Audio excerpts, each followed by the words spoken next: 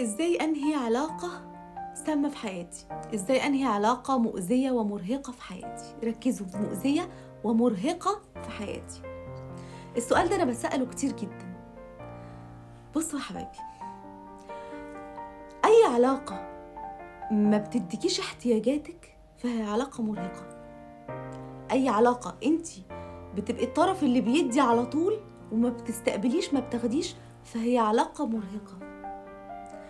طيب، علشان امر بالعلاقه دي واقول الحمد لله على السلامه انا بقيت كويسه وتمام، لازم امر باربع حاجات. الاربع حاجات بالترتيب هو الغضب، الحزن، الخوف، الاسف. الغضب، الحزن، الخوف، الاسف. عشت في علاقه طويله مرهقه جدا، متعبه. انا دايما على طول زعلانه ودايما بزعق: انت ليه كداب؟ انت ليه سبتني؟ انت على طول بتكسر بخاطري، انت ما بتعملش. غضب. بعد ده كله غضبت كتير، لا. والحزن بقى يا جماعه اللي هو بيوجع، اللي بيأثر. الحزن سبب في امراض القلب والكلى والسكر وضغط الدم والجلطات. الحزن لما هتمري بانك خلاص حزينه من العلاقه دي اللي هي اخدت منك كتير دي، هتيجي المرحله التالتة. احنا قلنا غضب وحزن، خوف.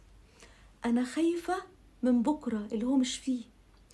العلاقه دي ايا كانت طويله، فهو كان معايا كل يوم.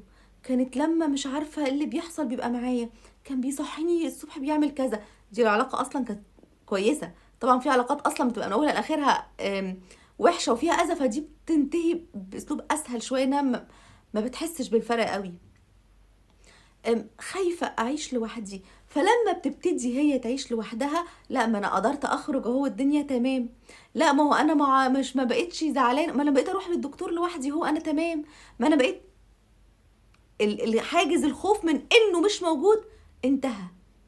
وقتها ساعتها هبقى اسفه على ايه؟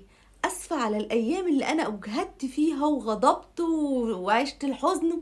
هبقى اسفه. مرحله اسفه دي للاسف بتيجي امتى؟ بتيجي لما العقل يرجع مكانه ويشتغل. ازاي انهي علاقه مرهقه في حياتي؟ لما انهيها مع نفسي انا الاول. مش هعرف انهيها غير لما انا انهيها مع نفسي. انا اصدق ان الشخص ده مرهق، وان الشخص ده مؤذي، وان اللي بستقبله منه اكتر كتير من اذى كتير، اكتر كتير من الخير اللي بيعملهولي. انا ممكن ازعل ربع ساعه، افرح ربع ساعه، وازعل بقيت اليوم. لا، دي علاقه مرهقه، دي علاقه سامه بتسمني.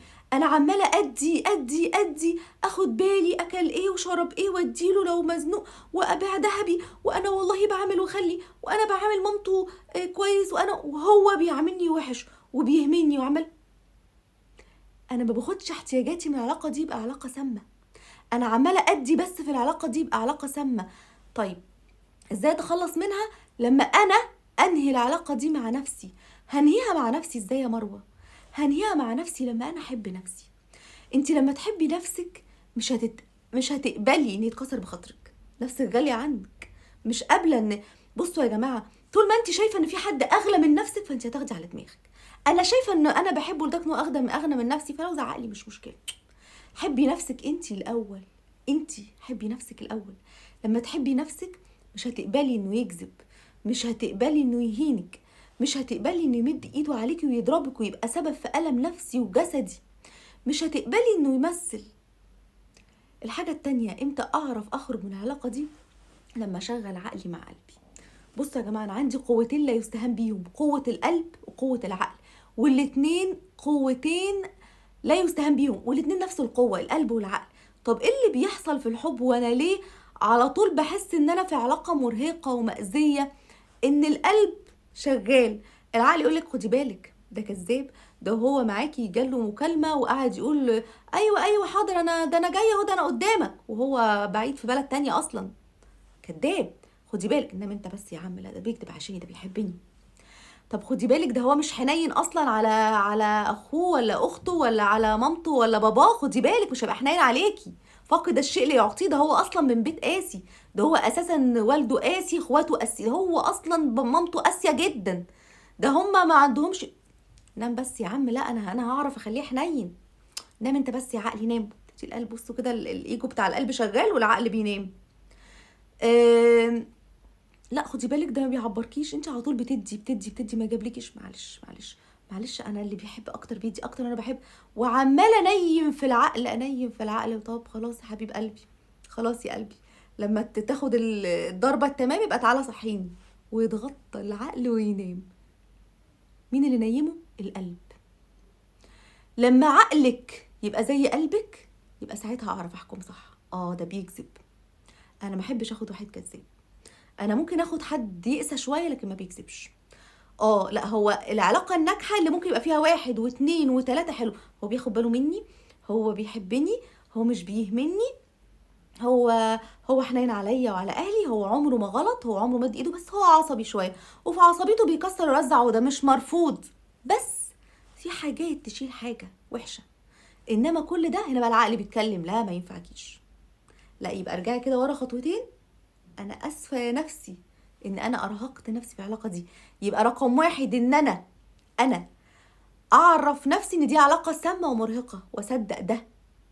2، لما ايجو القلب يشتغل مع ايجو العقل والاتنين يبقوا مع بعض نفس القوه، ان في حب بس في عقل برضه، في خد وفي هات. العلاقات الناجحه عمرها ما بتبقى خد بس. العلاقه قائمه على الاحتياج، قائمه على الاحتياج. لما اسمعه، لما اقول له يسمعني، لما احب اتكلم ويبقى في وقت بتكلم فيه، مش فاضي، مش انجزي ولخصي. لا، علاقه ناجحه على الاحتياج، على اساس احتياجاتك. في واحده على فكره يا جماعه قليله الكلام جدا، فمفيش مشكله ان العيب اللي انت شايفاه فيه ده هو متوافق معاكي. هو انت مش بتحبي تتكلمي كتير وهو مش بيحب يسمع، ما عندوش وقت يسمع. لكن واحده بتحب تحكي كل حاجه ما ينفعهاش واحد على طول مش فارق معاه. واحده حنينه جدا ما ينفعهاش واحد قاسي. واحده، فلازم يبقى في احتياج. ما تقبله انت يرفضه الطرف الاخر. لازم في احتياج، خد وهات. لكن العلاقه اللي خد بس على طول دي، لا، دي علاقه مش صحيه. يبقى انا رقم 1، انا لازم اقنع نفسي، اكون اقتنعت ان العلاقه دي سامه ليا. 2، ايجو القلب وايجو العقل الاتنين يشتغلوا سوا. خدوا بالكم، وظيفه العقل ايه هنا في الحب؟ وظيفه العقل الدفاع عن الالم. العقل بيبقى رافض انه يألمك. القلب يا حبيبي بيستحمل الألم، أصل هو بيحب، أصل أنا بحبه. العقل يقولك ده هو وحش، لا والله ده طيب، ده من 6 سنين جاب لي وردة، ده والله بيجيب، ده من 6 سنين عمل عشاني كذا. القلب بينيمه. عايز أقولك حاجة، الإنسان القاسي، مفيش حد يا جماعة بيبقى حنين مرة وقاسي 6-7 مرات، مفيش. فالحنين بيبقى حنين على طول، وممكن يقسى مرة نتيجة ظروف، نتيجة ضغط شغل. الكريم كريمة على طول، وممكن نتيجة الظروف المادية يبخل مرة. لكن ما تصدقيش حد بيبقى هو أصلا في العادي يقولك أنا حنين وهو على طول قاسي.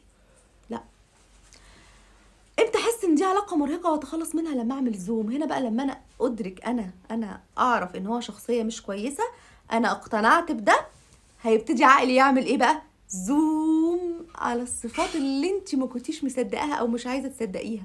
زوم على الصفات اللي انت كنتي منيمانه عليها. ده كذاب، ده بيحلف بالله، ده انا مش هنا، ده انا حضرتك، انا واقفه في المكان اللي انت بتقول انك مش فيه. حضرتك انا شايفاك انت كذاب. امتى ادرك ده؟ لما وجوده يبقى زي عدمه، عايش او ميت، اتجوز ولا طلق مش فارق، مجروح ولا زي الفل مش فارق، كسبان ولا خسران مش فارق. لكن طول بقى ما انتي يا رب خدي حقي، يا رب يحصل، ساعة ما هتوصلي لمرحلة السلام النفسي ان مش فارق معاكي، خلاص انا ساعتها هقولك الحمد لله على السلام. You can always start again. تقدري بقى تشوفي حياتك تاني. خلاص الحمد لله على السلامه يا كبير، انت كده بقيتي زي الفل، انت كده تمام تمام. لان انا مش فارقه معاه حياته من وجوده. انا طول ما انا حاسه ان لا، انا عايزاه برضو موجود، انا مش فارق معايا. جون جراي كان قال ان كسره القلب بتساوي كسره العظم. عظم كده، ايدك ولا رجلك اتكسرت، بيعمل ايه الدكتور لما ايدك ولا رجلك اتكسرت؟ بيركب جبيره وهو بيحاول يوصل عظمتين، بتحسي بألم. فانت لازم تتألمي عشان تفوقي من العلاقة دي، لازم تتألمي عشان العظمة دي تركب مكانها، وساعتها يبقى حمد لله على السلامة تقدري تمشي.